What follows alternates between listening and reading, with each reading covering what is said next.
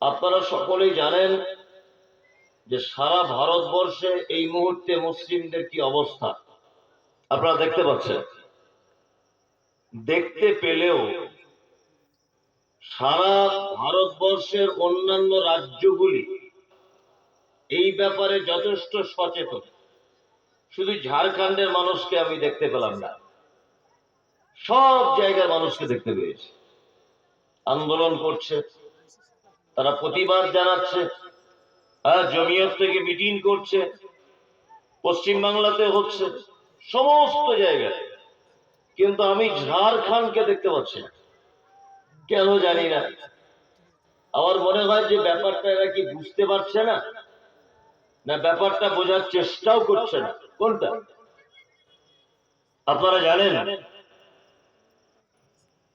যে সারা ভারতবর্ষে ওয়াকফের সম্পত্তি আছে। এগুলো সবসময় তো জান্নাত জাহান্নাম অনেক কিছু শুনেছেন, তাই না? আমার কাছে যদি জান্নাত জাহান্নাম হাদিস কোরআন একটু কমই শোনেন, অন্তত আপনি আমার অস্তিত্বের পরিচয়টা পান। আপনি আজকে এটা জানুন যে আপনি কে, আপনি কে, আপনি আপনার পরিচয়টা জানেন, তাহলে অনেক সুবিধা হবে, অনেক সুবিধা। আমাদের পূর্বপুরুষেরা তারা দুটি কাজের জন্য কিছু সম্পত্তি তারা দান করেছিল। এক, জনকল্যাণমূলক কাজে। আমার জমিতে স্কুল হবে, বাচ্চারা পড়াশোনা করবে। আমার জমিতে হসপিটাল হবে, গরিব মানুষ চিকিৎসা পাবে। আমার জমিতে মাদ্রাসা হবে, গরিব মানুষের ছেলে আলেম হবে।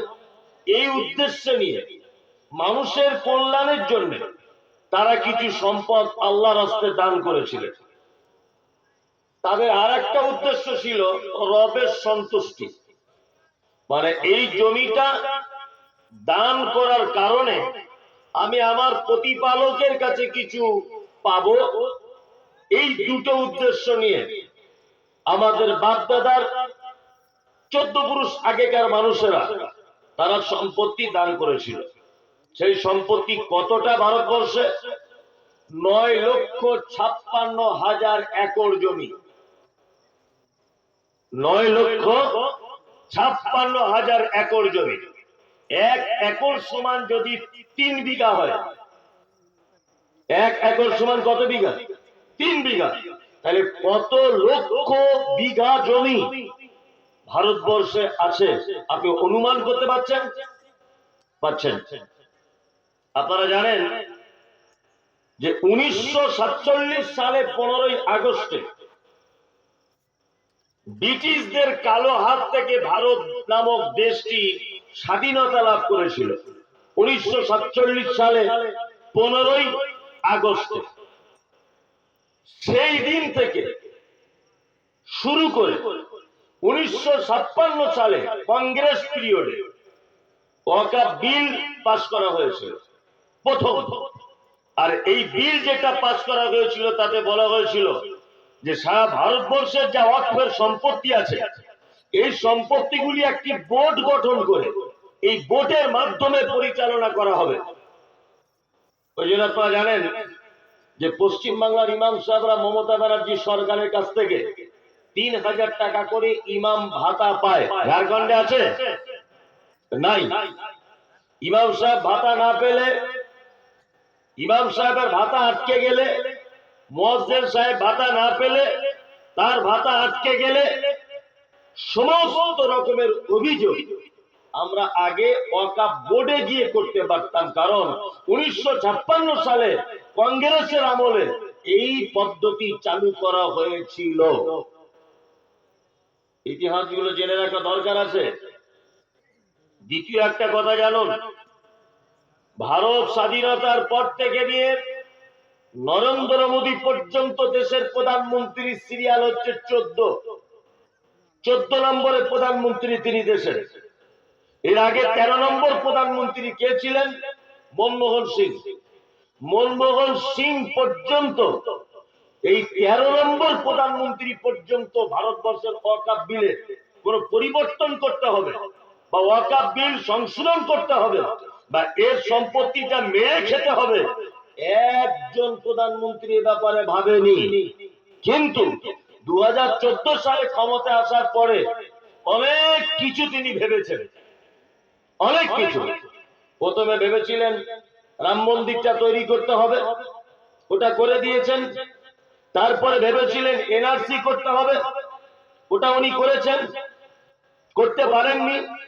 তারপরে ভাবছিলেন যে প্রত্যেক মসজিদের তলাতে শিবের লিঙ্গ পাওয়া যাচ্ছে, কিছুদিন আগে তদন্ত করছিল না, যে কোনো মসজিদে দেখতে পাবেন বলছে শিবের লিঙ্গ পাওয়া গেছে। মনে মনে ভাবছি শিব তোমাকে ধন্যবাদ, তুমি তাহলে ভালো মসজিদ যে ভালো জায়গা এটা তুমি বুঝতে পেরেছো, ওই জন্য পৃথিবীতে এত জায়গা থাকতে তুমি মসজিদের তলাতে আশ্রয় নিয়েছো। তুমি বুঝতে পারলে মসজিদ কত দামি জায়গা, নরেন্দ্র মোদী ব্যাপারটা বুঝতে পারলো না। কি বলছি বুঝতে পারছেন না? নিয়ে বিল পাস করে দিল যে এই সম্পত্তিগুলো সরকারের অধীনে থাকবে, সরকার যেমন ইচ্ছা তেমন করে ব্যবহার করবে। আপনাদেরকে একটা কথা বলি, আমি যে রাজ্যতে বসবাস করি কলকাতাতে, পশ্চিম বাংলাতে, আমাদের রাজ্যে ওয়াকফের সম্পত্তি আছে 80,548 একর জমি। আপনাদের ঝাড়খণ্ডে ওয়াকফের প্রপার্টি আছে 658টা প্রপার্টি ঝাড়খণ্ডে, আর 1082 একর জমি আছে ঝাড়খণ্ডের মাটিতে, যেটা আমাদের বাপ দাদুরা 14 পুরুষ আগেকার মানুষ আমাদের জনকল্যাণের জন্য তারা দান করে গিয়েছিল। কোনদিন এই অধিকারের জন্য তদন্ত করেছেন যে আমাদের সে জমিগুলো কই? তদন্ত করা হয়নি, কোনদিনের জন্য তদন্ত করা হয়নি। এই ওয়াকফের সম্পত্তি যদি সরকার তার হাতে যদি দায়িত্ব নিয়ে নেয়, সব থেকে বড় কথা জেনে রাখতে হবে যে আমাদের ক্ষতি কতটা, কতটা ক্ষতি। আপনারা জানেন যে এই ওয়াকফের সম্পত্তি যদি সরকার নিয়ে নেয়, তাহলে আপনার আব্বা যখন মারা যাবে তখন আপনার কবরস্থানের দক্ষিণ দিকে না উত্তর দিকে আপনার বাপের কবর হবে। কবরটা 3.5 হাত করবেন, গর্তটা 4 হাত করবেন না 5 হাত করবেন, কাফনের কাপড়টা সাদা দেবেন না কালা, এই পারমিশন নিতে হবে একজন বদমাইশ লম্পট অমিত শাহর মতো লোকের কাছে। এই পারমিশনটা নিতে হবে। কি বুঝি বুঝতে পারছেন? আপনার মসজিদের ইমাম নির্বাচন করবেন কে? না নরেন্দ্র মোদীর মতো একজন মানুষ। আপনার ঈদগাহের ইমামতি করবে কে? ইমাম নির্বাচন করবে কে? ডিস্ট্রিক্ট ম্যাজিস্ট্রেট, উনি নির্বাচন করবেন। আপনারা গ্রাম্য মানুষ বসে আর মসজিদের ইমাম নির্বাচন করতে পারবেন না। ইমাম সাহেব কে হবে এটা নির্বাচন করবে বিজেপির নেতারা, সেদিন আসছে। কি বলছি বুঝতে পারছেন? তাহলে এখন আমরা করব কি? এখন আমরা করব কি? ওরা রাস্তা আছে এখনো পর্যন্ত খোলা। আপনারা জানেন কিছুদিন আগে এই সরকার কৃষি বিল পাস করেছিলেন কৃষকদের ব্যাপারে, জানেন এটা? জানেন? জানেন এই কৃষি বিল প্রত্যাখ্যানের দাবিতে মাত্র 2% কৃষক আন্দোলন করে দিল্লির পার্লামেন্টে ধর্ণা দিয়ে ট্রাক্টর গাড়ি নিয়ে তারা এই বিল বাতিল করে তবে এসেছে। আর আমরা ভারতবর্ষে 27% মুসলিম। কত পার্সেন্ট? 27%। মানে কৃষি বিল যাদের জন্য পাস করা হয়েছিল 2%, তার থেকে 25% বেশি আমরা ভারতবর্ষে বসবাস করি। আমরা যদি আন্দোলন না করে ঘরে যদি বসে থাকি তাহলে কিন্তু এটা সমস্ত সম্পদ সরকার নিয়ে নেবে। আমার আগে একটা বক্তা বলছিলেন না, বক্তা কি বলছিলেন? সকলে দোয়া করুন আল্লাহ যেন ওয়াকফের সম্পত্তিটা আমাদের রক্ষা করে, বলছিলেন।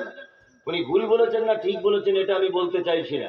শুনুন একটা কথা বলি, সব জায়গায় যদি দোয়া করে কাজ হতো আর সব জায়গায় যদি ধৈর্য ধরে কাজ হতো, তাহলে 313 জন মানুষকে নিয়ে মুহাম্মদ সাল্লাল্লাহু আলাইহি ওয়াসাল্লাম বদরের যুদ্ধে ডাক দিতেন না, ওইটার যুদ্ধ করতেন না তিনি।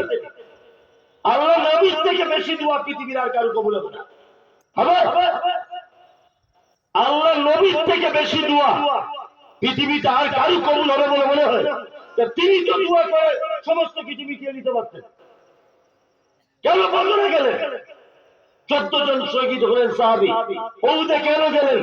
70 জন মুসলিম শহীদ হয়েছিলেন উহুদের ময়দানে। কেন? মানে পরিস্থিতির মোকাবেলা করতে গেলে অনেক সময় ময়দানে নামতে হয়। কি বলছি বুঝতে পারছেন? পরিস্থিতি মোকাবেলা করতে গেলে অনেক সময় কোথায় নামতে হয়? ময়দানে নামতে হয়। আন্দোলন বিপ্লব ঘটাতে পারে। আন্দোলন যদি থেমে যায়, সরকার মনে করবে তাহলে তো মুসলমানরা চুপ হয়ে গেছে, আর অসুবিধা নেই, এবার আমরা আমাদের কাজ করি। সারা দেশ জুড়ে আন্দোলন চলছে, চলছে না? সারা দেশ জুড়ে চলছে। আপনারা তো পাকুড়ের 80% মুসলিম বসবাস করেন, আমার কাছে সব রিপোর্ট আছে। আপনাদের এখানে কত সম্পত্তি আছে আমি জানি আপনার থেকে বেশি। কত পার্সেন্ট মুসলিম এটা আপনার থেকে আমি বেশি জানি। আমি খোঁজ নিয়ে তদন্ত করেছি সারাদিন। আজকে ঝাড়খণ্ডে যাচ্ছি, এখানকার মানচিত্র কি? 80% মুসলিম, অথচ আপনারা একবার কোনো প্রতিবাদ করার বা প্রতিবাদ একটা সভা করলেন না, প্রতিবাদ জানালেন না। কই আপনাদেরকে দেখতে পেলাম না, জানি না কেন। হয়তো ব্যাপারটা আপনারা বুঝে উঠতে পারেননি, এরকমও কিছু হতে পারে। বোঝেন সবই, নিজের ধান্দায় ঘুরছেন, জাতির ক্ষতি হয়ে যাচ্ছে এই ব্যাপারে আপনাদের চিন্তা ভাবনা নেই, কোন চিন্তা ভাবনা নেই। আরে কামড়াতে না পারলেও দাঁতটাও তো বার করতে হয়, দাঁত বার করতে হয় না? যদি কামড়াতে কাউকে না পারেন অন্তত দাঁতটা বার করুন, অন্তত ভয়টা দেখেন। আপনাকে আমি কামড়াতে বলছি, আপনাকে বলছি না আমি যাকে অশান্তি করুন, ঝগড়া করুন, মারামারি করুন, এটা নয়। অন্তত আপনি এই কথাটা বলুন, দিল্লির পার্লামেন্ট পর্যন্ত দেখুন যে ঝাড়খণ্ডেরও মুসলিমরা তারা আজকে প্রতিবাদ করছে আমার এই বিলের বিরুদ্ধে। অন্তত এইটা তারা দেখুন। শুনুন একটা কথা বলি, নরেন্দ্র মোদী সরকার আমাদের এই সম্পত্তির উপর এত লোভ কেন জানেন? তার একটা কারণ তুলে ধরছে। আচ্ছা, আপনাদের বাড়িতে টিভি আছে কারণ? হাত তুলুন, আমি একটা জিনিস বলবো, আরাম হালাল এটা বলবো না, হাতটা তুলুন একটু। টিভি কারো বাড়িতে আছে? আচ্ছা, টিভি রাখবেন, সমস্যা নেই। অবশ্যই বর্তমান যা দেশের অবস্থা, টিভি রাখার দরকার আছে। আপনি তার খারাপটা গ্রহণ করবেন কেন? ভালোটা গ্রহণ করুন। ওতে যেমন ন্যাংটো মেয়েদেরকেও দেখতে পাওয়া যায়, কাবার ইমাম নামাজ পড়াচ্ছে এটাও দেখতে পাওয়া যায়। ওতে যেমন উলঙ্গ মেয়েকে দেখতে পাওয়া যায়। এখানে মেঘ করেছে, এখানে মেঘ করেছে, চাঁদ দেখা যায়নি। ঈদ করবেন কি করে? কাবা ঈদ হচ্ছে কিনা তার খবরটা ওখানে পাওয়া যায়। তা আপনি খারাপটা নেবেন না, তার ভালোটা গ্রহণ করবেন। কি বললাম বুঝলেন? সারা পৃথিবীটা ঘোরার টাকা আপনার আছে? সারা পৃথিবীটা ঘুরে দেখার টাকা আপনার আছে? নেই। আল্লাহ যে বলছে যে তোমরা সারা পৃথিবী ভ্রমণ করে দেখো আমি কোথায় কি রেখেছি, কেমন নিয়ামত, এইগুলো দেখো আর আবার প্রশংসা আদায় করো। তা আপনাকে এখান থেকে দার্জিলিং যাওয়ার টাকা নেই, এখান থেকে দিল্লি বেড়াতে যাওয়ার টাকা নেই, তা আপনি সারা পৃথিবী দেখবেন কি করে? বিজ্ঞান এটাকে আবিষ্কার করেছে, সারা পৃথিবী আপনি এর ভিতরে খুঁজে পাবেন। পাবেন কি পাবেন না? পাবেন। টিভিতে দুটো চ্যানেল আছে আমাদের বাংলাতে, আপনাদের এখানে জানি না। একটা হচ্ছে ডিসকভারি আর একটা হচ্ছে এনিম্যাল প্ল্যান। জানেন? এই এনিম্যাল প্ল্যান বলে যে চ্যানেলটা আছে, এখানে বাঘ, ভাল্লুক, সিংহ, হাতি, সাপ, পাখি এইগুলোকে দেখানো হয়। দেখেন এগুলো মাঝে সাঝে? আচ্ছা বলুন তো, বাঘ ঘাস খায় না গোস্ত খায়? গোস খায় না ঘাস খায়? বাঘ গোস।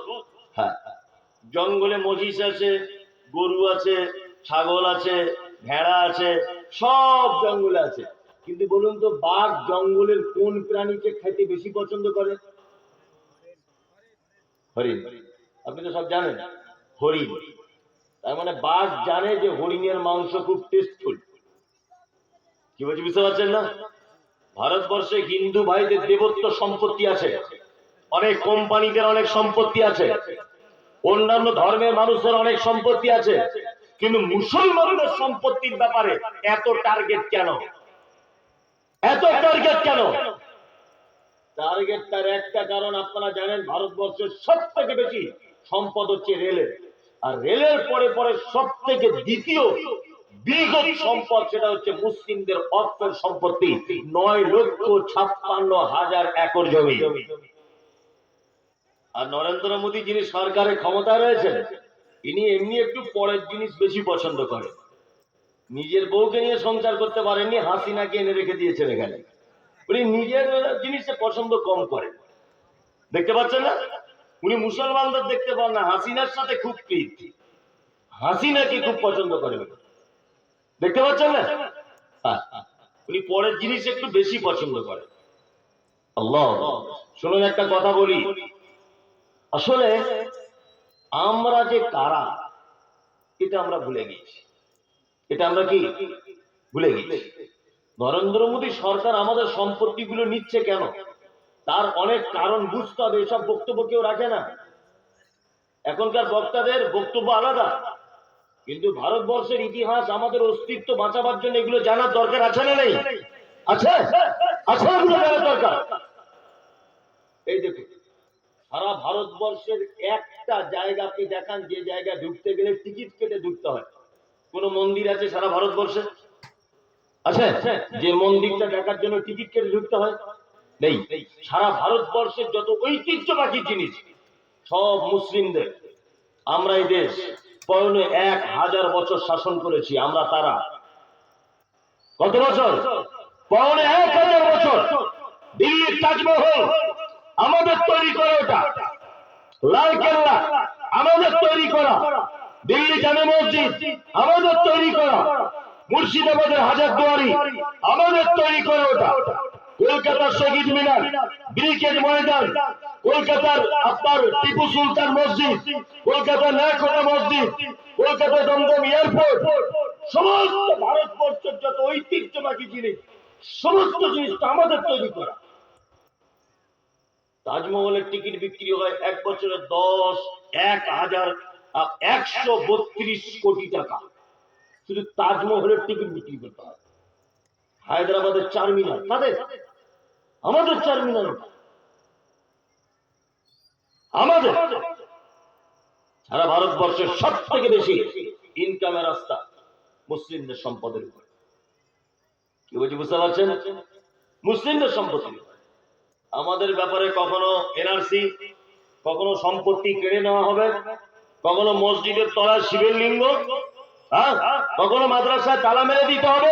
এই চক্রান্ত কেন আপনারা জানেন। আমি সোশ্যাল মিডিয়ার মাধ্যমে কয়েকটা কথা বলে দিয়ে যাচ্ছি, মাথায় রেখে দেবেন। নাম্বার 1, আমরা এই দেশ 1000 বছর শাসন করেছি, তারপরে দেশে শাসন করেছে 180 থেকে 200 বছর ব্রিটিশ। আর এই সারা ভারতবর্ষে ব্রিটিশ বিরোধী আন্দোলনে সর্বপ্রথম যে আন্দোলন নিয়ে গর্জে উঠেছিলেন তারা হচ্ছে আলম সম্প্রদায়ের মানুষ, দাড়িওয়ালা টুপিওয়ালা। ইতিহাস বলে এক রাত্রিতে এই ভারত স্বাধীনতার জন্য 40,000 ওলামা এক রাত্রিতে প্রাণ দিয়েছে। ইতিহাসের পাতায় লেখা আছে, দিল্লির চাঁদনী চক থেকে দিল্লির খায়বার পর্যন্ত প্রত্যেক আম গাছ জাম গাছের ডালে আলেম ওলামাদেরকে উলঙ্গ করে ফাঁসির মঞ্চে ঝোলানো হয়েছিল গাছের ডালে। আমরা তারা যারা এক রাত্রিতে আমরা 40,000 দেশের জন্য প্রাণ দিয়েছি, আমরা তারা। এ দেশ বাঁচাতে গিয়ে সব থেকে বেশি যাদের রক্ত দিতে হয়েছে তারা আমরা, যা দিল্লির গেটে 60,000 মুসলিম বীর শহীদদের নাম আজ পর্যন্ত লেখা আছে। মাওলানা ফজলে হক কায়রাবাদী, মাওলানা আহমদুল্লাহ, ইসমাইল অমৃতসরী, তিতুমির, মীর নিসার আলী, মোস্তাক হোসেন আহমেদ, এরকম 60,000 আলেম ওলামা মুসলিম নেতাদের নাম লেখা আছে যারা দেশের জন্য রক্ত দিয়েছিলেন সর্বপ্রথম। ওইখানে কিন্তু নরেন্দ্র মোদীর বাবার নাম লেখা নেই, অমিত শাহর চাচার নাম লেখা নেই, দিলীপ ঘোষের নাম লেখা নেই, বাংলার শুভেন্দু অধিকারীর নাম ওখানে লেখা নেই। ওখানে 30,000 নয় 60,000 মুসলিম সৈন্যদের নাম লেখা আছে যারা দেশের জন্য প্রথম রক্ত দিয়েছিল। আমরা তারা, আমরা তারা। ওই জন্য আপনারা জানেন 1992 সালে 6 আগস্ট 500 বছরের ঐতিহ্যবাহী মসজিদ বাবরি মসজিদ ধ্বংস করা হয়েছিল। মুসলমানরা যখন উত্তেজিত হয়ে গেল, তখন বলছে ঠিক আছে, আমরা সুপ্রিম কোর্টে কেস করে দিব, মসজিদ তোমরা ফিরে পাবে। কেস শুনানি চলছে, শুনানি চলতে চলতে 2024 সালে রায় দেওয়া হলো 30 বছর পর। এখানে মসজিদ ছিল না, রামের মন্দির ছিল। নরেন্দ্র মোদী সরকার সেই রায় অনুযায়ী মন্দির নির্মাণ করেছেন। আজকে আপনারা জানেন ওয়াকফ বিলের জন্য 56 থেকে 57টা কেস সুপ্রিম কোর্টে করা হয়েছে। তার প্রথম শুনানি হয়েছে গতকাল, তাই তো? এই শুনানি চলতে থাকবে 10 বছর, 20 বছর, 30 বছর পরে দেখবেন রায় বার করবে। আমি মমতাজুল ইসলাম তখন হয়তো বেঁচে থাকবো না, আপনাকে এই কথা রেকর্ডিং করে বলে যাচ্ছি। তখন 30 বছর পরে রায় বার করা হবে ওয়াকফের সম্পত্তি বলে কোনো সম্পত্তি মুসলমানদের ছিল না। কৌশল করে কি বলছি বুঝতে পারছেন না? মামলা চলতেই থাকবে, মামলা চলতেই থাকবে। 20 বছর পরে বলবে ও তার কিছুই না, সম্পত্তি ছিল না মুসলমানদের। কি আশ্চর্য ব্যাপার! আমরা কি দিতে পারিনি সারা ভারতবর্ষে? আমরা কোন জায়গায় পিছিয়ে, এটা ভারত সরকারকে বলতে হবে যে আমরা কোন জায়গায় পিছিয়ে।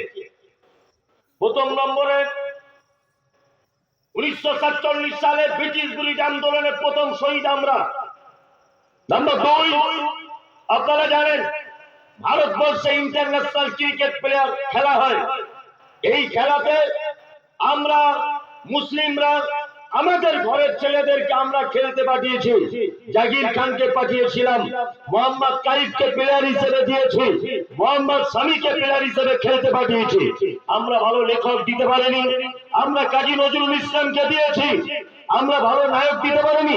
সিনেমার জগৎ টিকিয়ে রাখার জন্য শাহরুখ খান, সালমান খান, আরবাজ খান, কাদের খান, সমস্ত খান পরিবার দিয়ে সিনেমার জগৎ চালিয়েছি। আমরা চালিয়েছি।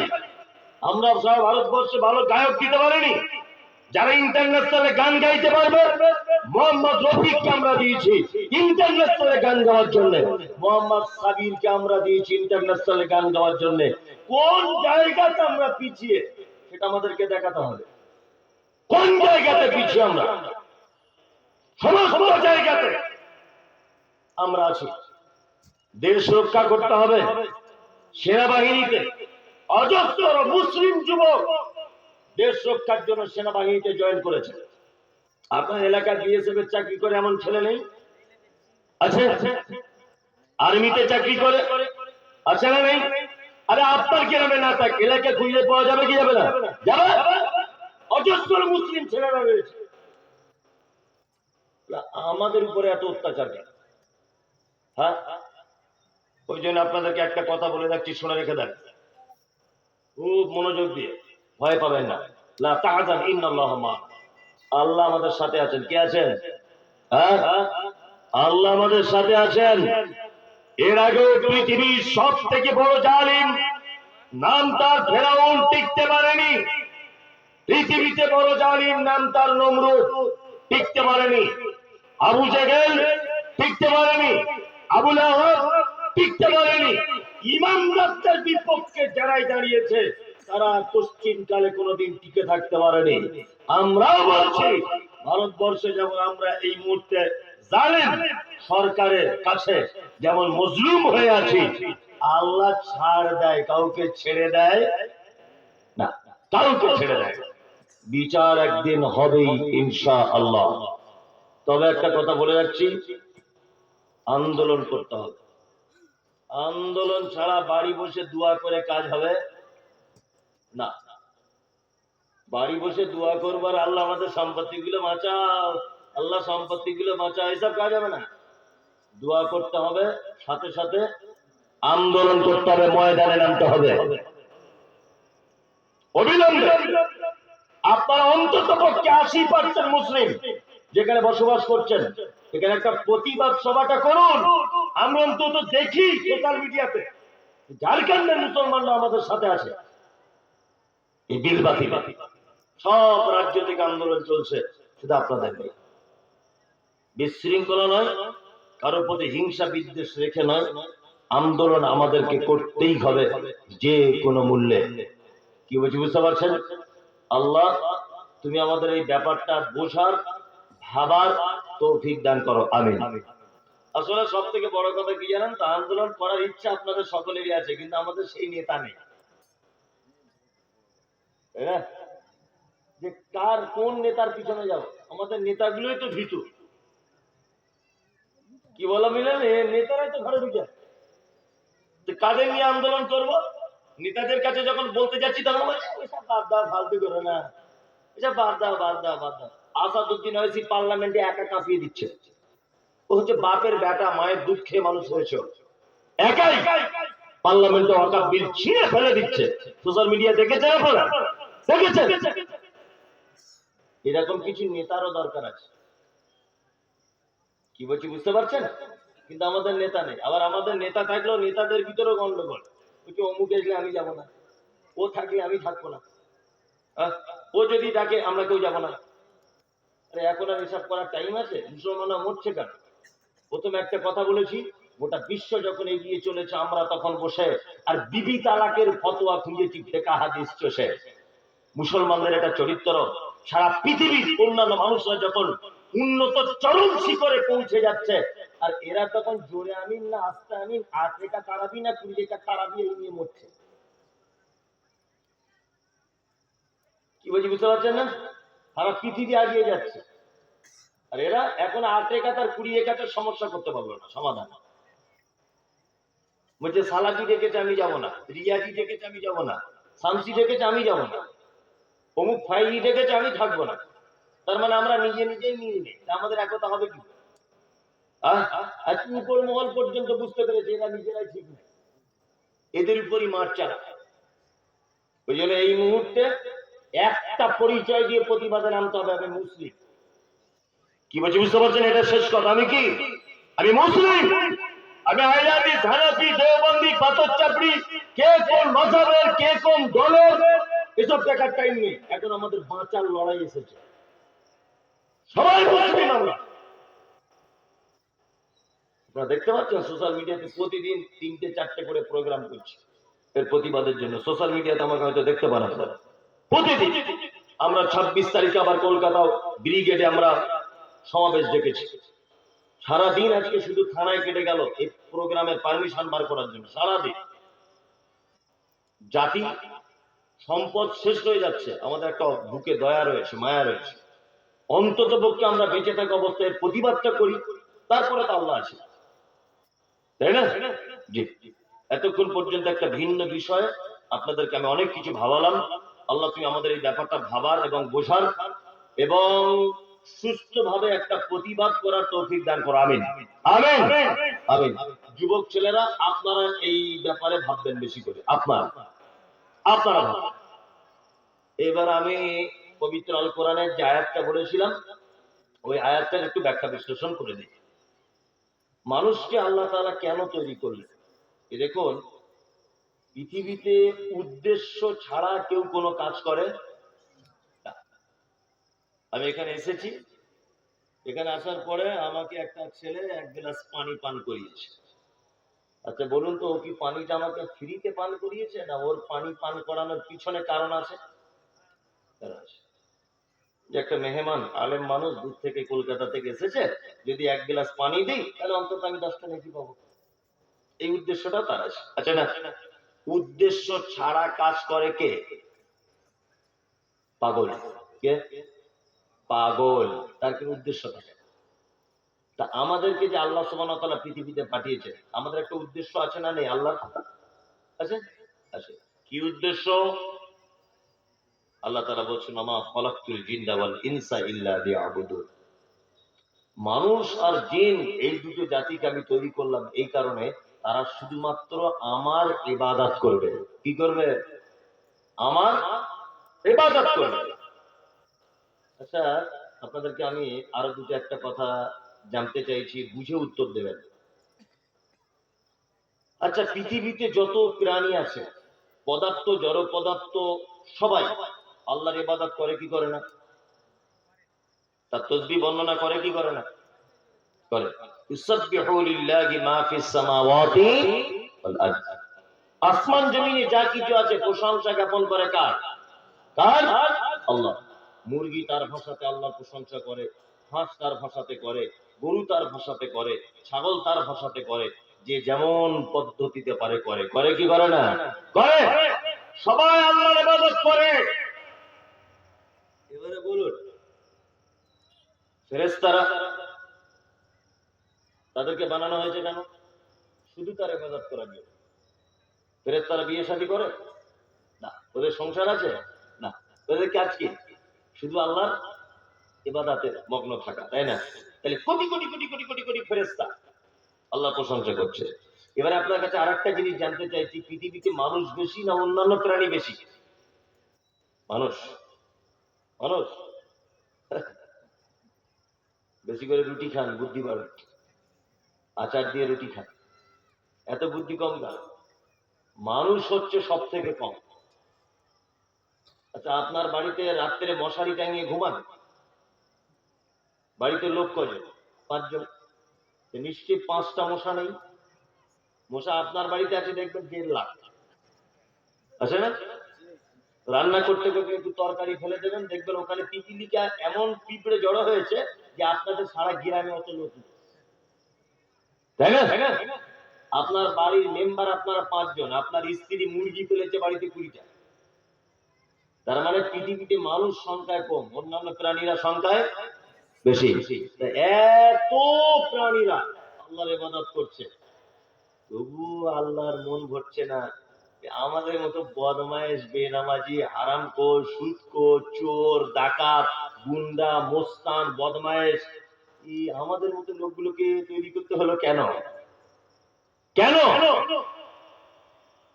এগুলো ভাবতে হবে। আমাদের প্রশংসার প্রতি তার এত লোক কিসের?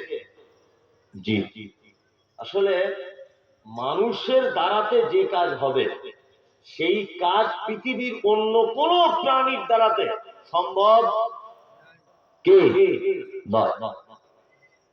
তাহলে আমাদেরকে এখানে দুটো জিনিস বুঝতে হবে। এক, ওমা খালাকতুল জিন্না ওয়াল ইনসা ইল্লা লিয়াবুদুন। আল্লাহ মানুষকে ইবাদতের জন্য পাঠিয়েছেন। এখানে আরেকটা প্রশ্ন আসবে যে সারা জীবন যদি ইবাদতই করে যাব, তা বলি যে আমরা আর কিছু করতে, অন্য কিছু করব না? আচ্ছা বলুন তো, একটা মানুষ বাঁচে কত বছর? কত বছর গড়ে? 60 বছর ধরে নেন, তাই তো? 60 বছর। 60 বছর বাঁচে না। 60 বছর পৃথিবীতে থাকে, 30 বছর বাঁচে আর 30 বছর ঘুমায়, তাই না? হ্যাঁ। তাহলে ও 30 বছর টাইম পেল, আর ঘুমালো 30 বছর, ওটা বাদ, 30 বছর টাইম পেল। আচ্ছা বলুন, মোটামুটি একটা বাচ্চা ছেলের বুদ্ধি হয় কত বছর? 10 বছর লেগে যায়, তাই না?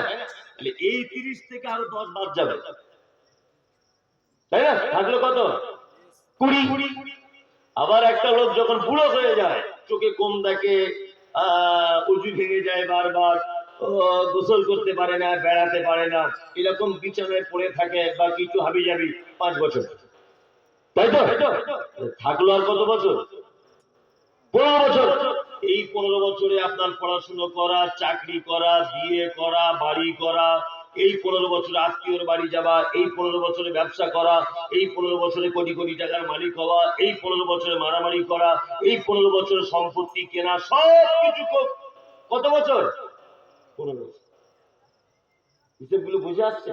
তার মানে একটা মানুষ 60 বছরের ভিতরে টোটাল টাইম পেল কত বছর? 15 বছর। তাহলে ওইদিকে টাইম লস হলো কত বছর? 45 বছর, তাই না? তাহলে আল্লাহ বলছে মানুষকে তৈরি করেছে ইবাদতের জন্য, তা 45 বছর ইবাদত করার টাইম পেলেন আপনি? বলুন পেলেন? পেলেন না। মাত্র 15 বছর। আবার এই 15 বছরের ভিতরে আপনি স্কুলে চাকরি করতে গিয়েছিলেন, নামাজ পড়া হয়নি। হ্যাঁ, আপনি কয়লার ব্যবসা করেন, গাড়ি চলে এসেছিল, নামাজ পড়া হয়নি, এতো আবার বাদ। তাহলে ইবাদতের টাইম কখন থাকলো? থাকলো না। ওই জন্য আমাদেরকে আলেম ওলামারা কেমন করে বুঝিয়েছে জানি না, আসলে ইবাদতটা যে কি এটা বুঝতে হবে। ইবাদত যে কাকে বলে এটা কি বুঝতে হবে, আর গোলামি করা। আচ্ছা, আপনি যখন ঘুমান, ঘুমানোটা কি ইবাদত নয়? ইবাদত, ইবাদত। এটা ইবাদত কখন হবে? আপনি যখন ঘুমাবেন বাড়ির লাইটটা অফ করে দেবেন। 2, ডান করোটে শোবেন। 3, আল্লাহুম্মা বিসমিকা আমুতু ওয়া আহইয়া দোয়া বলবেন। 4, রাতে যদি আপনি খারাপ স্বপ্ন দেখেন, করজ পরিবর্তন করে 3 বার থু থু থু আউযু বিল্লাহি মিনাশ শাইতানির রাজিম এটা আপনি বলবেন। ঘুম থেকে আবার উঠলেন, আলহামদুলিল্লাহিল্লাযী আহইয়ানা বা'দা মা মাতানা ইলাইহি নুশুর দোয়া বললেন। তারপর হাতটা কবজি পর্যন্ত ধৌত করলেন, তারপরে কাজবাজ যা কিছু আপনি করলেন।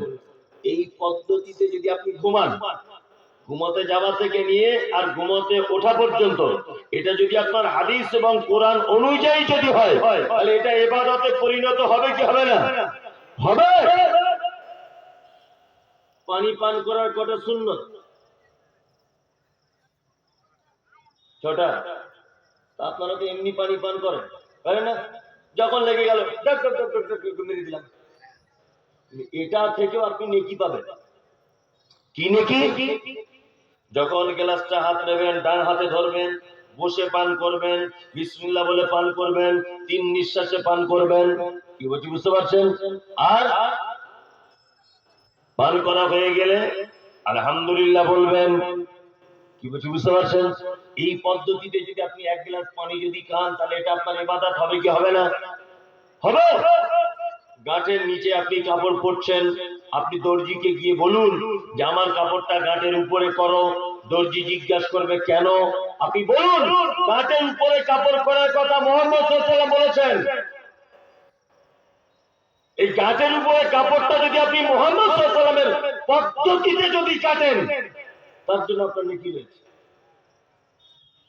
কি বলছি বুঝতে পারছেন?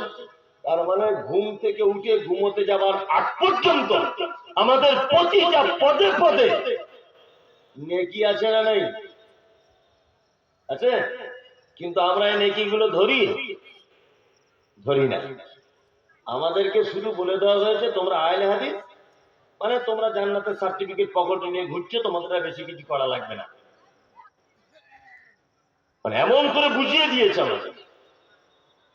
আল্লাহ, আহলে হাদিস পকেটে টিকিট নিয়ে ঘুরছে জান্নাত। আগে আমরা ছোটবেলাতে দেখেছি মসজিদে বয়স্ক মানুষেরা সুন্নতের পরে 2 রাকাত করে নফল পড়তো না? এখন আর কেউ নফল নামাজ পড়ে? কেউ পড়ে? এটা উঠে গেছে। আমরা বলেছি ফরজ সালাতের পর জমাতবদ্ধ ভাবে দোয়া করা যাবে না। আমরা তো কথা বলিনি যে মাঝে মধ্যে একা একাও করা যাবে না। এই কথা তো কেউ বলছে না। বলছে মাঝে মধ্যে তো একা একাও কেউ করতে পারে। মরিয়ে দেখেছেন যে একটা লোক একা একা নিজের জন্য একটু দোয়া করছে? দেখেছেন? আর কেউ করেনি। মানে শর্টকাটে কি করে জান্নাত যাওয়া যাবে হুজুর এইটা বলুন, ইবাদত কম হোক। এই লাইনে মানুষ ঘুরছে কি ঘুরছে না? আল্লাহ, শর্টে জান্নাত, ইবাদত কম। চলুন আমি আপনাদেরকে কয়েকটা ভালো খুব মজবুত করে ইবাদতের পদ্ধতি যদি বলে দিই, যেগুলো করলে আপনি অনেক নেকি পাবেন। করা যাবে ইনশাআল্লাহ? করবেন ইনশাআল্লাহ? ভালো নেকির একটি কাজ করবেন ইনশাআল্লাহ। এক, আল্লাহ নবী সাল্লাল্লাহু আলাইহি ওয়াসাল্লাম তিনি বলছেন হাক্কুল মুসলিম আলাল মুসলিমি খামসিন রাদ্দুস সালাম। এক মুসলিম আর একজন মুসলিমের সঙ্গে দেখা হলে কি বলবে? আসসালামু আলাইকুম। ইনশাআল্লাহ আমরা বলবো। সবাই সালাম দেন তো ইনশাআল্লাহ? সালামের অনেক পদ্ধতি আছে, এগুলো জেনে নিতে হবে। এক নম্বর কথা হচ্ছে যে আমরা কে কাকে সালাম দেব এটা জানতে হবে। বড় ছোটকে দেবে না ছোট বড়কে দেবে? কে দেবে? এর পদ্ধতি কি? হ্যাঁ, পথ চলতি মানুষ আর দাঁড়িয়ে থাকা মানুষ, কে সালাম দেবে? আপনারা সব জানা তো, আমার আশাটাই ভুল হয়েছে। আপনারা সব জানেন তো, 10 জন লোক বসে আছে আর একটা লোক মোটর সাইকেলে যাচ্ছে, কে সালাম দেবে? জানে বলা? ছোট বড়কে দেবে না বড় ছোটকে দেবে?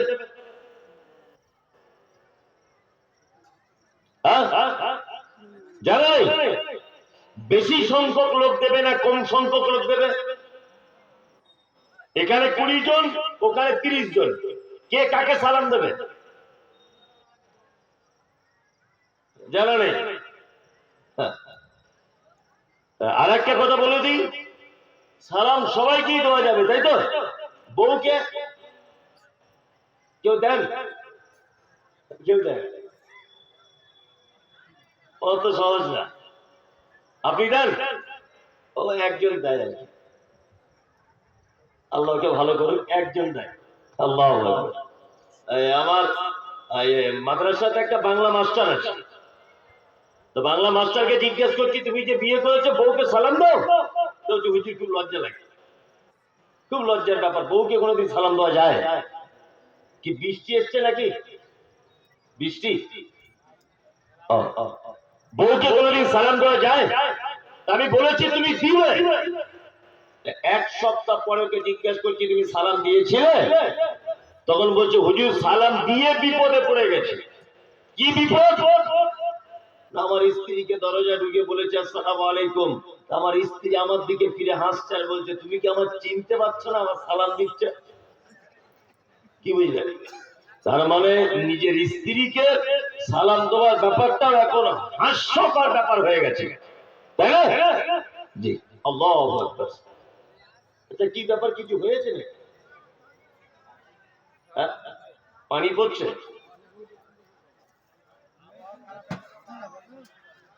ও, মেয়েদের ওদিকে পর্দা চলছে না। আর আমি কাউকে বসতেও বলবো না। তবলিগি জলসা মানে 12টা পর্যন্ত ওই অনেক। কি বললাম বুঝলেন? তবলিগি জলসা মানে কি, মানুষ এর থেকে কিছু কল্যাণ হাসিল করবে, ফজরের সালাত করবে, আদায়ের জলসা না। আপনি কিছু শেখার জন্য বসেছিলেন তো, আপনি ফজরে যাবেন না জমাতে? যাবেন তো, এখানে 2টো পর্যন্ত বসে থাকলে তো জমাত মিস হয়ে যাবে। আপনারা 12টা পর্যন্তই ঠিক আছে। সব বক্তারা আমার আগে বক্তব্য রাখলেন, আরেকজন রাখলেন, আমি 2-4টে কথা বললাম। হ্যাঁ, এর থেকে যা কিছু আপনারা শুনেছেন আমল করুন, আর মসজিদে গিয়ে সালাত আদায় করুন ফজরের। একটা কথা বলে দিলাম যে আপনি এক অপরকে দেখে সালাম দেবেন, ফ্রিতে একটা নেকি পাওয়ার বড় মাধ্যম। আসসালামু আলাইকুম। ওয়ালাইকুম আসসালাম। 1 টাকা খরচা হলো? অথচ অনেক নেকি, নাকি না? নাকি। নাম্বার 2, আর একটা কথা বলে দিই, আমরা অনেক সময় নিজের বাড়িতে প্রবেশ করি, নিজের বাড়িতে প্রবেশ করার সময় সালাম দিয়ে প্রবেশ করতে হয় তো। নিজের বাড়িতে হোক আর অপরের বাড়িতে হোক, প্রবেশ করতে গেলে কি বলে প্রবেশ করতে হবে? আসসালামু আলাইকুম। উত্তর আসছে না। আসসালামু আলাইকুম, উত্তর আসছে না। আসসালামু আলাইকুম, উত্তর আসছে না। তখন কি করতে হবে? অন্যজনের বাড়ি হলে আপনাকে বাড়ি ফেরত চলে আসতে হবে। কি বলছি বুঝতে পারছেন? আর নিজের বাড়ি যদি হয়, আপনার স্ত্রীকে বলতে হবে, এই নাসিমার মা, মাশকুরার মা, সাবিনার মা, আরে আমি বাড়িতে এসেছি, দরজাটা খোলো। অপরের বাড়ি বলে কি করবেন? সালামের উত্তর না এলে ফেরত চলে আসতে হবে। আমরা কি করি? সালাম না দিয়ে দরজা খুলে, আরে ভাবি কেমন আছো, ভাবি ধরে নেন গোসল করছে। হতেও তো পারে, পারে কি পারে না? পারে।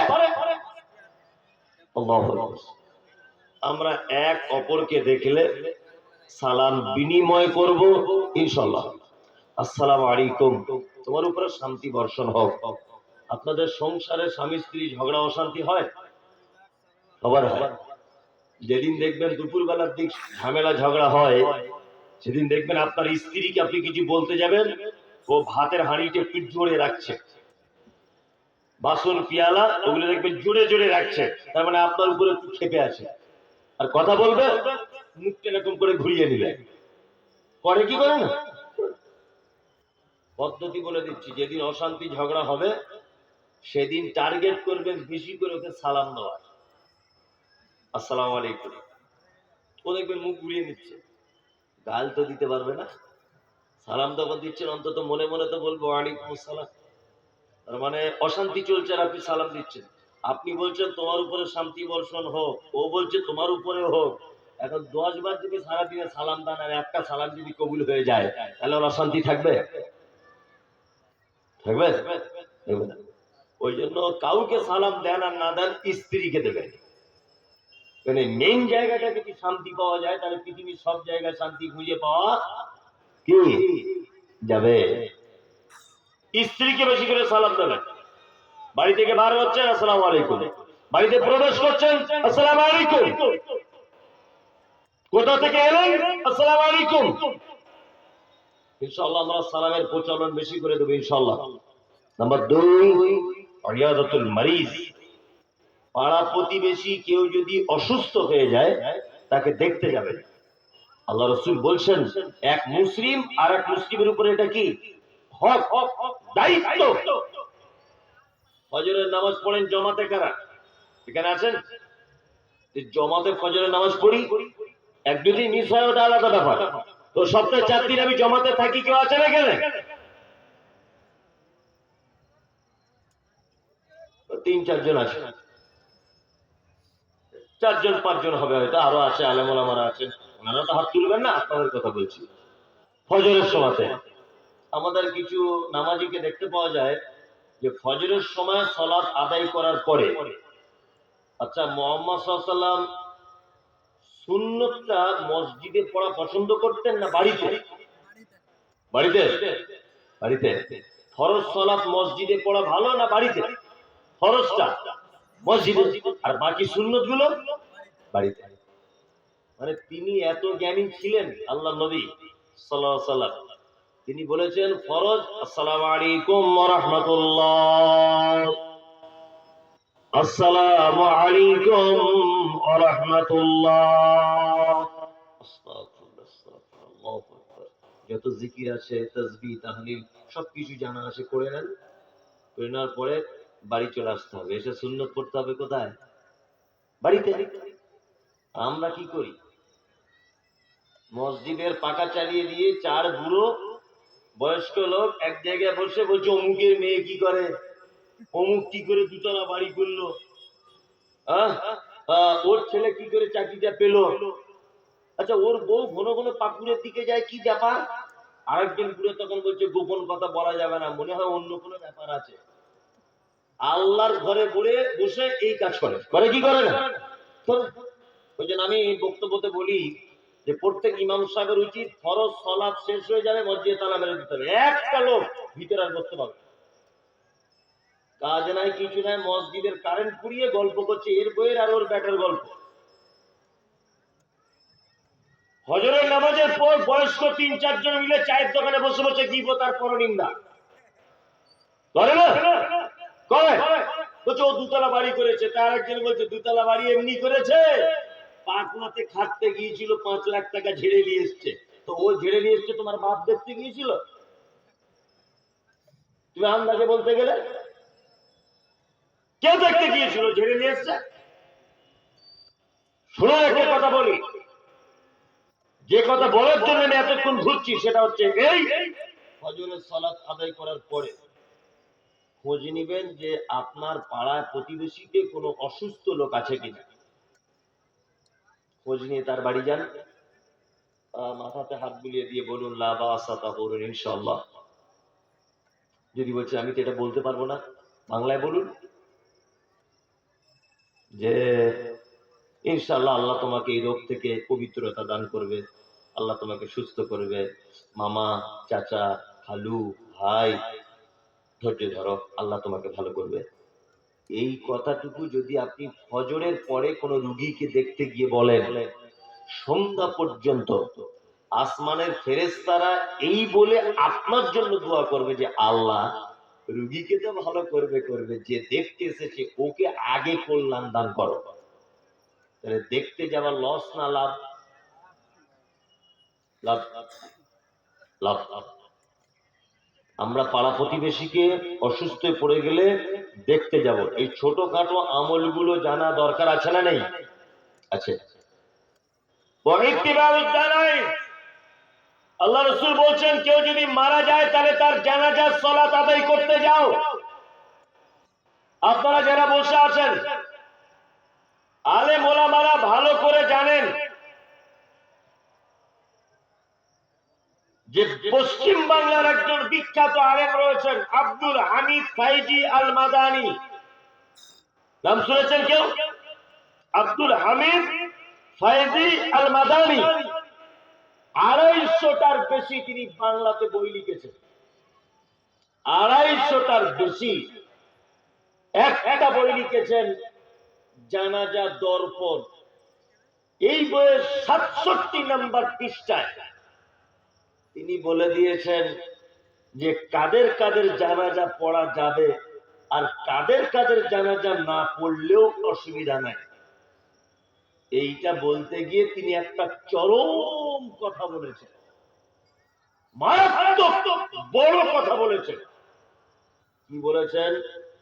তিনি বলেছেন জানাজার সালাত আদায় করলে ধরে নেন একটা উহুদ পাহাড় সমান নেকি হবে, আর মাটি দিলে আর একটা উহুদ পাহাড় সমান নেকি হবে, তাই তো?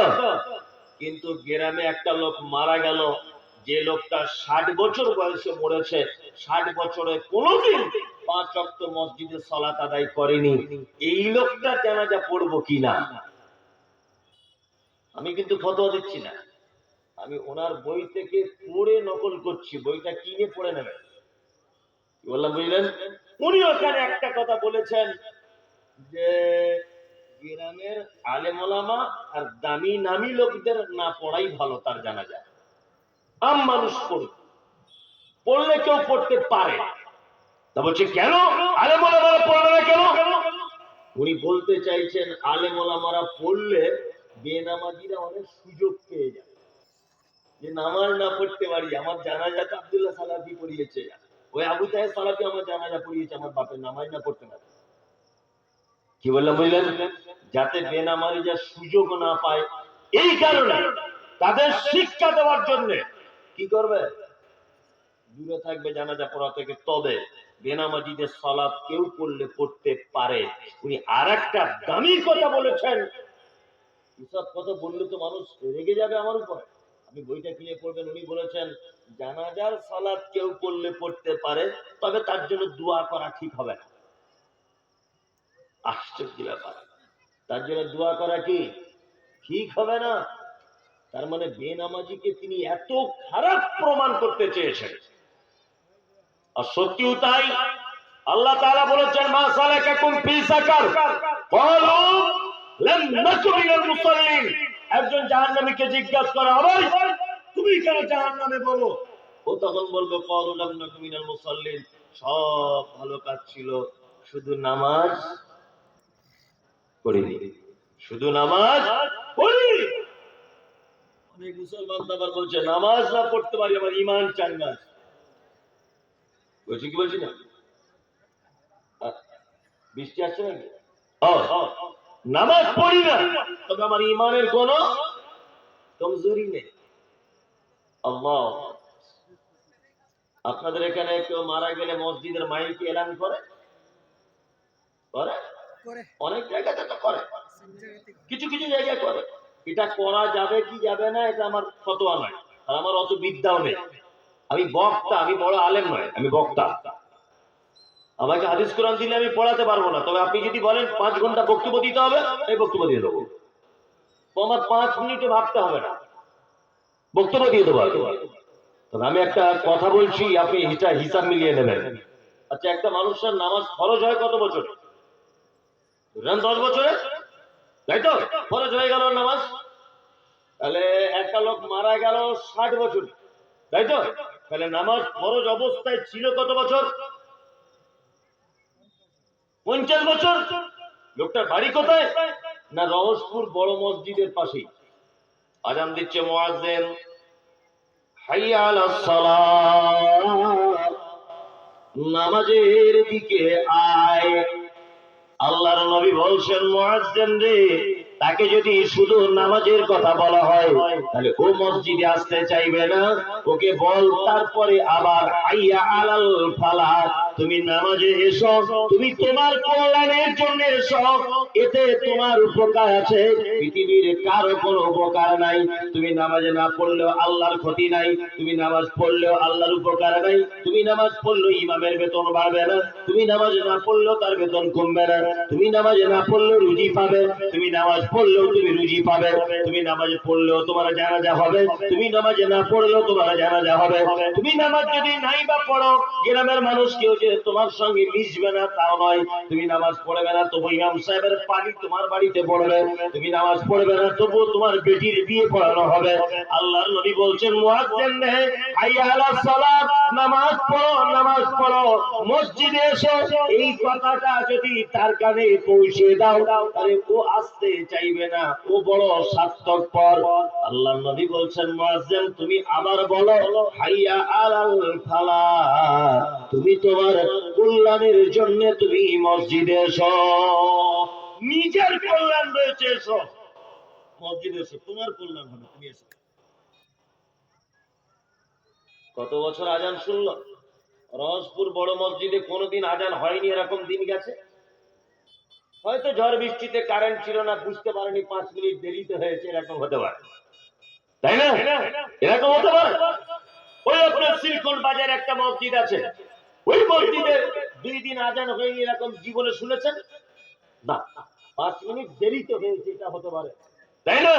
ঝড় বৃষ্টি হচ্ছিল, তাহলে 50 বছর ওই লোকটার কানে আজান গেল, নামাজ এসো, নামাজ এসো, একদিনে মসজিদে এলো না।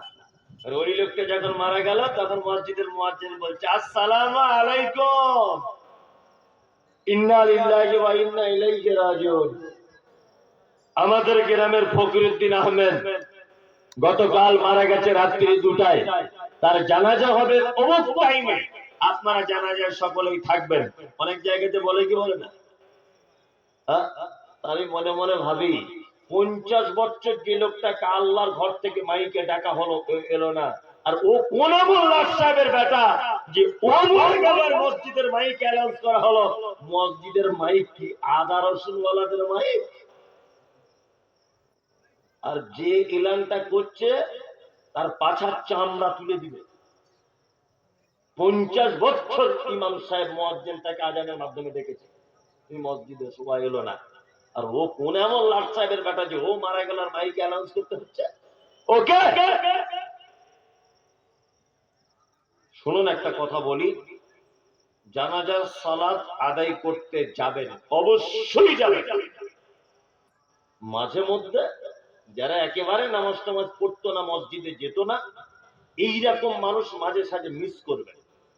সমাজে যাতে প্রশ্ন তৈরি হয় যে আপনি একজন আলেম মানুষ জানাজা পড়তে গেলেন না কেন, তখন আপনি বলবেন ও তো সালাত আদায় করতো না, মসজিদে যেত না, এই জন্য আমি যাইনি। তাহলে এই কাজটার জন্য অন্য বেনামাজিরা ভয় করবে।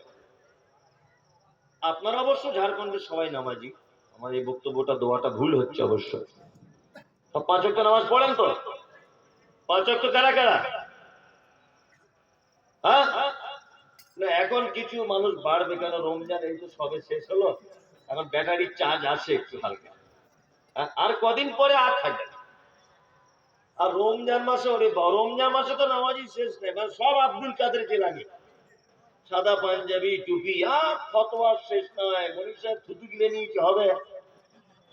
দুপুরবেলা শুয়েছিলাম, আমার বউ আমার পাশে শুয়ে পড়েছে, গায়ে গা লেগে গেছে, হবে?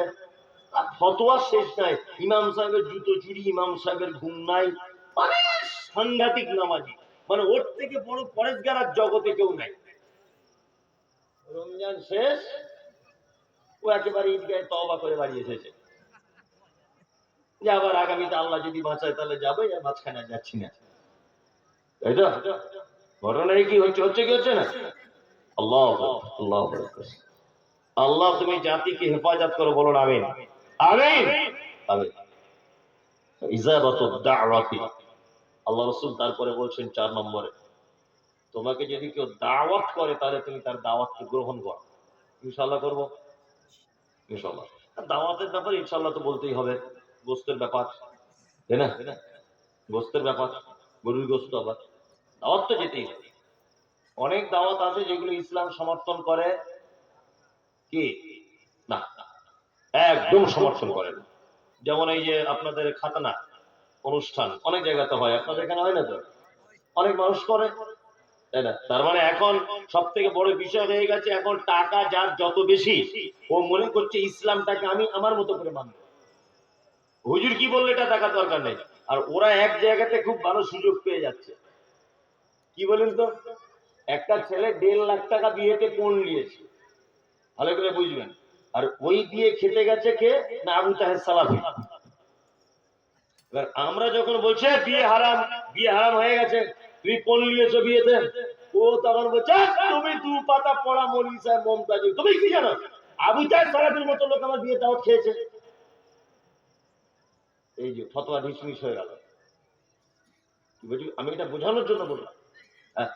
মুসলমানিতে একটা অনুষ্ঠান করছে খাতনাতে, আপনার বাড়িতে অনুষ্ঠান হচ্ছে, আপনি ইমাম সাহেবকে দাওয়াত করবেন, আর ইমাম সাহেব চলে গেছে, আপনি তখন সুযোগ পেয়ে গেছেন। তোর মতন লোক এলো আর না গেল কি, ইমাম সাহেব কি কম বুঝে? ও তো খেয়ে গেল কিন্তু রসগোল্লার বিরিয়ানি, ফতোয়া শেষ। কি বলছি বুঝতে পারছেন? ওই জন্য সব থেকে বেশি সচেতন থাকতে হবে আমাদের ওলামাদের, সব থেকে বেশি। চামড়াটা কেটে দিতে হবে। আপনি ধরলে আপনার বউ কেটে দিতে পারে, আপনার বউ ধরবে, আপনি কেটে দেবেন, না হলে বটিতে করে হোক, কিছু করে হোক, চাকু দিয়ে আপনি নিজেই কেটে দেবেন। ওইটা কেটে দিতে হবে, এটাই সুন্নাত। ওর জন্য আবার 20 জন লোককে দাওয়াত করতে হবে, বিরিয়ানি করতে হবে, মিষ্টি আনতে হবে, ডিম সিদ্ধ করতে হবে, ওর মামাকে ডাক, ওর নানাকে ডাক, ওর খালাকে ডাক, এই কি পদ্ধতি? কি বললাম বুঝলেন? সব দাওয়াত বাড়িতে খেতে যাবেন না, কিছু বেঁচে খাবেন, মাথায় থাকবে। হ্যাঁ, সব জায়গাতে যাবেন না। চলুন, তাসমিতুল আতিস, মুহাম্মদ সাল্লাল্লাহু আলাইহি ওয়াসাল্লাম বলছেন, কারো হাঁচি হলে কি বলবে সে?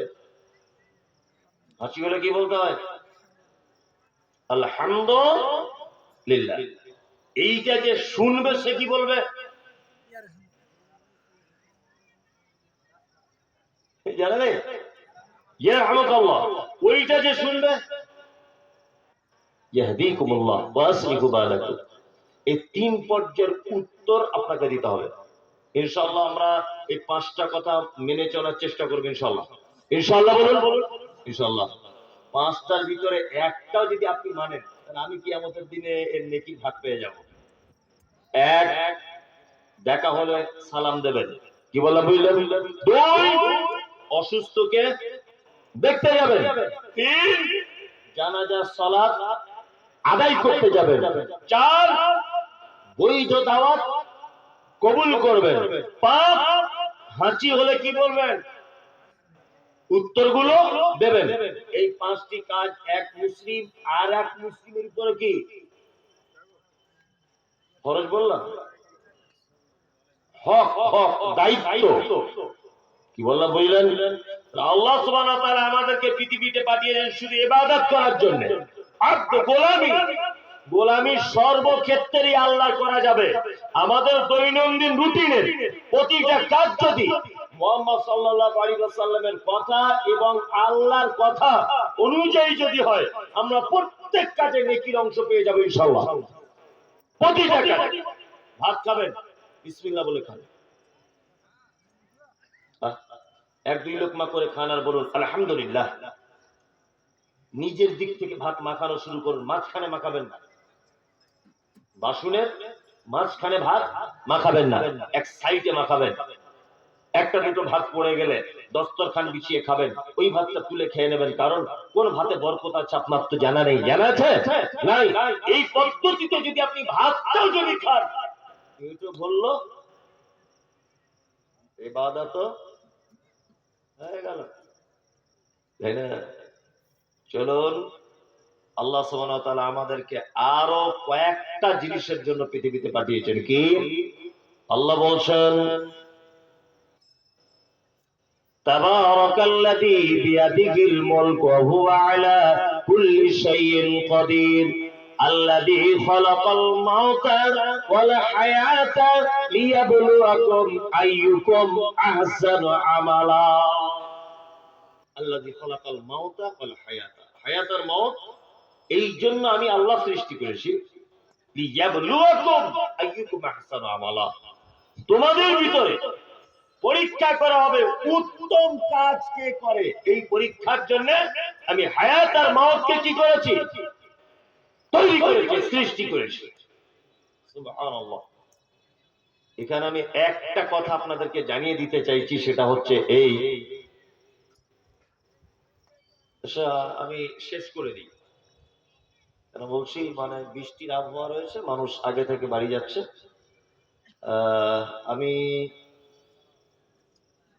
2 থেকে 5 মিনিট আমি এই আয়াতটা একটু বলে নিই এই সুযোগটুকু আপনারা আমাকে দেন জি আল্লাহ তাআলা বলছেন পৃথিবীতে মানুষকে পাঠিয়েছে কিসের জন্য পরীক্ষার জন্য আচ্ছা আপনারা জানেন যে পরীক্ষা এক রকমের জীবনে কোনোদিন হয় না হয় মাধ্যমিক পরীক্ষার আগে টেস্ট হয় না টেস্ট হয় টেস্ট তারপর ফাইনাল দুনিয়াতেও পরীক্ষা ঠিক তেমন আল্লাহ নাবলু আন্নাকুম বিশাইয়্যিন মিনাল খাউফি ওয়াল জু' ওয়া নাকসি মিনাল আমওয়াল ওয়াল আনফুসি ওয়াস সামারাত ওয়া বাশশিরিস সাবিরিন দুনিয়াতে এরকম টেস্ট পরীক্ষার মতো আল্লাহ সুবহানাহু ওয়া তাআলা বলেন অসংখ্য পরীক্ষা করবে কি পরীক্ষা তোমার ছেলেটা দিল্লি থেকে বাড়ি আসতে আসতে পাকুড় স্টেশনে নেমেছে টোটো গাড়ি করে আসার সময় ট্রাক গাড়িতে এসে ওকে পিষে দিয়েছে অ্যাক্সিডেন্টে মারা গেছে ধৈর্য ধরতে হবে না আল্লাহকে গাল দিতে হবে ধৈর্য ধরতে হবে মাঠের ফসল পেকে গেছে হঠাৎ বৃষ্টিতে ফসল নষ্ট হয়ে গেল